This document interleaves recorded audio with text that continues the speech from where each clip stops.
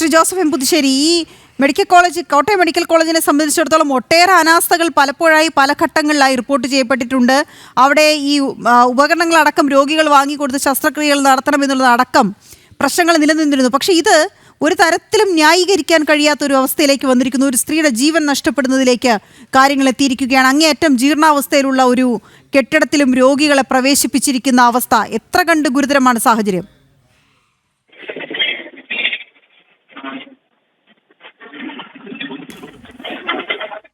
മന്ത്രിമാരടക്കമുള്ളവർ സ്വീകരിച്ചത് അവിടെ ആരും ഇല്ല എന്ന് പറഞ്ഞ് പ്രശ്നം ലഘൂകരിച്ചുകൊണ്ട് പോകാനാണ് ശ്രമിച്ചത്. അല്ല, അപകടം ഉണ്ടായ ഘട്ടത്തിലെങ്കിലും തിരച്ചിൽ പെട്ടെന്ന് നടത്താനും ശക്തമാക്കാനും കഴിഞ്ഞിരുന്നെങ്കിൽ ഒരുപക്ഷെ അമ്മയുടെ ജീവൻ രക്ഷിക്കാൻ കഴിയുന്ന സാഹചര്യം ഉണ്ടായിരുന്നു.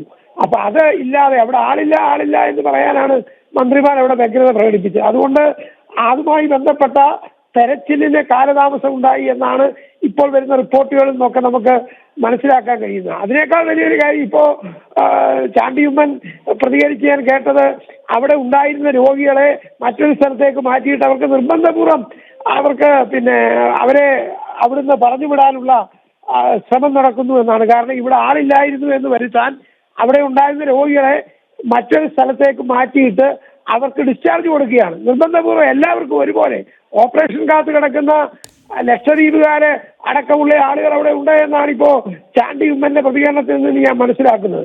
അപ്പൊ അത്തരം ഒരു സാഹചര്യം പോലും ഈ അപകടത്തിന് ശേഷവും അതിന്റെ അനന്തര നടപടികൾ നടത്തുക എന്നുള്ള ഉത്തരവാദിത്തപൂർവമായ സമീപനം സ്വീകരിക്കേണ്ടിടത്ത് ഇത് ലഘൂകരിച്ച് കാണിക്കാനും അതിനുവേണ്ടിയുള്ള ശ്രമങ്ങളുടെ ഭാഗമായി അവിടെ ഉള്ള രോഗികളെ നിർബന്ധപൂർവ്വം ഡിസ്ചാർജ് ചെയ്യാനുള്ള നീക്കങ്ങൾ നടത്തുന്നു എന്നൊക്കെ കേൾക്കുമ്പോൾ എത്ര മോശമായ ഒരു സമീപനമാണ് സ്വീകരിക്കുന്നതെന്ന് നിങ്ങളൊന്ന് ആലോചിക്കുക. ഇവിടെ കഴിഞ്ഞ ദിവസങ്ങളിലൊക്കെ ഇതുമായി ബന്ധപ്പെട്ട പ്രതികരണങ്ങൾ വന്നു. കേരളത്തിലെ എല്ലാ മെഡിക്കൽ കോളേജുകളിലും ഈ നിലയിലായി. ഒരു കാലത്ത് ആരോഗ്യ കേരളത്തിന്റെ അഭിമാനം കാത്ത മെഡിക്കൽ കോളേജുകളടക്കമുള്ള സർക്കാർ ആശുപത്രികളെ വെറും അസ്ഥിപഞ്ജരമാക്കി, ഒരു സൗകര്യങ്ങളുമില്ലാത്ത, ഒരു സാധന സാമഗ്രികളുമില്ലാത്ത അസ്ഥിപഞ്ജരങ്ങളാക്കി മാറ്റിയിട്ട് മേനി നടിക്കാൻ വേണ്ടി പറയുകയാണ്. അത് തുറന്നു പറഞ്ഞ ഒരു ഡോക്ടറെ ക്രൂശിക്കാൻ വേണ്ടിയുള്ള ശ്രമമാണ് ഇപ്പോൾ എല്ലാവരും കൂടി നടത്തിക്കൊണ്ടിരിക്കുന്നത്. ഒരു പ്രശ്നം മനസ്സിലായാൽ ആ പ്രശ്നം പരിഹരിക്കാനല്ലേ ശ്രമിക്കേണ്ടത്. ആ പ്രശ്നത്തിന് പരിഹാരം ഉണ്ടാക്കാൻ ശ്രമിക്കേണ്ട സ്ഥാനത്ത് അത് അങ്ങനെ പറയാനേ പാടില്ല. ആ സ്ഥാനത്തിരുന്നുകൊണ്ട് അങ്ങനെ പറയാൻ പാടില്ല എന്ന് പറഞ്ഞാൽ ഇതുപോലെയുള്ള ദുരന്തങ്ങൾ ഇനിയും ആവർത്തിക്കുമെന്നാണ് എന്റെ അർത്ഥം. തീർത്തും നിരുത്തരവാദപരമായ സമീപനമല്ലേ ഇവിടെ ഉണ്ടായ. ജീർണാവസ്ഥയിലുള്ള ഒരു കെട്ടിടം പുതിയ കെട്ടിടം പണിതു, അതിന്റെ യോഗമൊക്കെ നടന്നു എന്നാണ് മന്ത്രിമാർ പറയുന്നത്. ആ നടന്നെങ്കിൽ ഇതുപോലെ ജീർണാവസ്ഥയിലൊരു കെട്ടിടത്തിൽ അതുമായി ബന്ധപ്പെട്ട ആളുകളെ അവിടേക്ക് പ്രവേശിപ്പിക്കണ്ടേ? ശ്രീ ജോസഫ് എം പുതുശ്ശേരി, ഇങ്ങനെ ഒരു കെട്ടിടം അവിടെ ജീർണാവസ്ഥയിലുള്ള കാര്യം അത് ആശുപത്രി അധികൃതർക്ക് അറിയാത്തതാണോ? അങ്ങനെ അറിയാതെ വന്നതുകൊണ്ട് ഉണ്ടായ ഒരു അപകടമാണോ? ഒരുപക്ഷെ അങ്ങനെ വരുത്തി തീർക്കാനുള്ള ശ്രമം നടക്കും.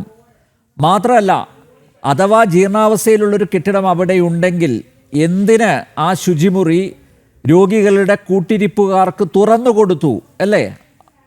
അതെ, നിശ്ചയമായും ഗൗരവമായി നോക്കേണ്ട കാര്യം അതാണ്. ഇപ്പൊ ജീർണാവസ്ഥയിലാണ് കെട്ടിടമെന്ന് മന്ത്രിമാരുടെ പ്രസ്താവനയിൽ തന്നെ ബോധ്യപ്പെടുന്നുണ്ടല്ലോ. അപ്പൊ ആ ജീർണാവസ്ഥയിൽ ഇരിക്കുന്ന കെട്ടിടം അവിടെ ബ്ലോക്ക് ചെയ്ത് അവിടെ പ്രവേശിക്കാൻ കഴിയാത്ത വണ്ണം ബ്ലോക്ക് ചെയ്യുകയും ബോർഡ് സ്ഥാപിക്കുകയും ചെയ്യുക എന്നുള്ളതല്ലേ ഒരു സർക്കാർ സ്ഥാപനത്തിൽ ആദ്യമായി ചെയ്യേണ്ട കാര്യം. അതല്ലേ അവിടെ അത് ചെയ്തിട്ടില്ലല്ലോ. അവിടെ സൗകര്യപ്രദമായി കൂട്ടിരിപ്പുകാർക്കും ആളുകൾക്കും കയറിയിരിക്കാനും കുളിക്കാനും പ്രാഥമിക കൃത്യങ്ങൾ നിർവഹിക്കാനും ഒക്കെ ഉള്ള ഒരു സൗകര്യം എന്നുള്ളതിനെ ഉപയോഗപ്പെടുത്താൻ ശ്രമിച്ചത് കൊണ്ടല്ലേ ഈ ദുരന്തം ഉണ്ടായിരിക്കുന്നത്. നമുക്ക് ഒരു കെട്ടിടത്തിന്റെ ദുർബലാവസ്ഥയും അതിന്റെ അപകടാവസ്ഥയിലേക്കുള്ള സ്ഥിതിവിശേഷവും ഒക്കെ പരിശോധിക്കാൻ കഴിയുന്ന എഞ്ചിനീയറിംഗ് സംവിധാനം നമുക്കില്ലെന്നാണോ ഇവർ പറയുന്നത്?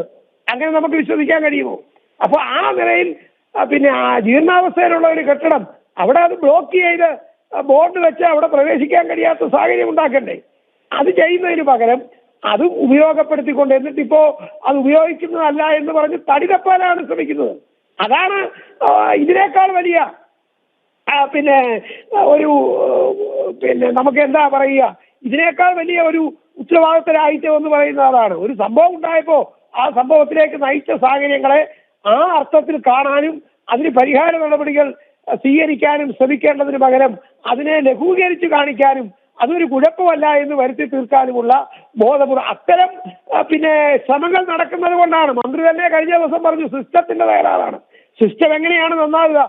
സിസ്റ്റത്തിന്റെ കുഴപ്പം എന്താണെന്ന് മനസ്സിലാക്കി ആ കുഴപ്പം പരിഹരിക്കാൻ, കുഴപ്പക്കാരെ തിരുത്താൻ നടപടികൾ സ്വീകരിക്കേണ്ടിടത്ത് നടപടികൾ സ്വീകരിക്കാൻ ശ്രമിക്കേണ്ട ആളുകൾ ഇത്തരം അല്ല, അതെങ്ങനെയാണ് ശ്രീ ജോസഫ് എം പുതുശ്ശേരി? ആ സിസ്റ്റം ഫെയിലിയർ ആണ് എന്ന് പറയുന്നു.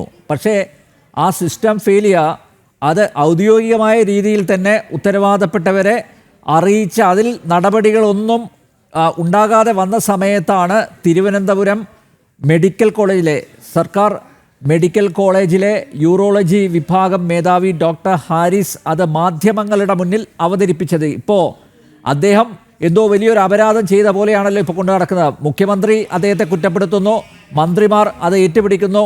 വീണ ജോർജ് അദ്ദേഹത്തിൻ്റെ രക്ഷയ്ക്കെത്തിയതാണ്, പക്ഷേ ഇപ്പോൾ നിലപാട് മാറ്റി. അപ്പോൾ നോക്കൂ, സിസ്റ്റം ഫെയിലിയർ, ആ ഫെയിലിയർ ആരുടെ ഭാഗത്തു നിന്നാണ് അത് ഉണ്ടായത്, അങ്ങനെയൊരു പരാജയം ഉണ്ടായത് എന്ന് കണ്ടെത്തി ചികിത്സിക്കുന്നതിന് പകരം അത് തുറന്നു പറയുന്നവരെ പ്രതിസ്ഥാനത്ത് കൊണ്ടുവരുന്നൊരു സമീപനം സർക്കാർ സ്വീകരിച്ച് മുന്നോട്ട് പോയാൽ എന്തായിരിക്കും ഇതിൻ്റെ പ്രത്യാഘാതം? അതാണ് ഇപ്പോൾ നമ്മൾ കണ്ടുകൊണ്ടിരിക്കുന്നത്. കാരണം ഡോക്ടർ തന്നെ പറഞ്ഞല്ലോ, എല്ലാ വാതിലുകളും മുട്ടി നടന്ന് ചെരുപ്പ് തേഞ്ഞു.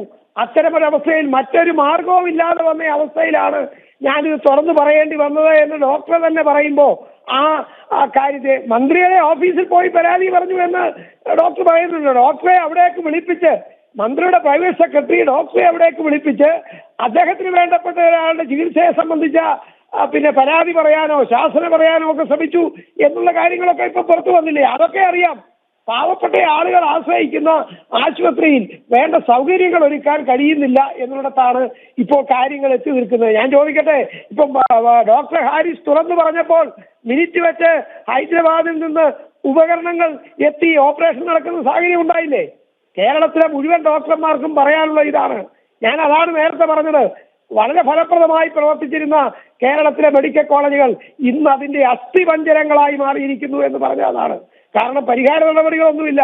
പരിഹാര നടപടികൾ എടുക്കാൻ നടപടികൾ സ്വീകരിക്കേണ്ട മന്ത്രിയും ബന്ധപ്പെട്ട ആളുകളും അത്തരക്കാരെ വെള്ളപൂശാനും ഇത് മറച്ചു വെക്കാനും ശ്രമിക്കുകയാണ്. ഇപ്പം തന്നെ മുഖ്യമന്ത്രി അദ്ദേഹത്തിനെതിരെ പറഞ്ഞിരിക്കുന്നത് എന്താണ്? ഇത് പറയാൻ പാടില്ല എന്നാണ്. എന്ന് പറഞ്ഞാൽ മറ്റു പല സ്ഥലങ്ങളിൽ നിന്നും ഇതുപോലെയുള്ള തുറന്നു പറച്ചിൽ ഉണ്ടാകും എന്ന് ഭയപ്പെടുന്ന മുഖ്യമന്ത്രിയും ഗവൺമെന്റും മറ്റാരും സംസാരിക്കാൻ പാടില്ല എന്ന ഭീഷണിയാണ് ഈ കാര്യത്തിൽ ഉയർത്തിയിരിക്കുന്നത്. അത് തുറന്നു പറഞ്ഞ ഡോക്ടറെ ക്രൂശിക്കാനുള്ള ശ്രമമാണ് നടത്തുന്നത്. കേരളത്തിലെ ജനവികാരം മുഴുവൻ ആ ഡോക്ടറോടൊപ്പമാണ്. അദ്ദേഹം ഒരു ഇടതുപക്ഷ സഹയാത്രികനാണ്.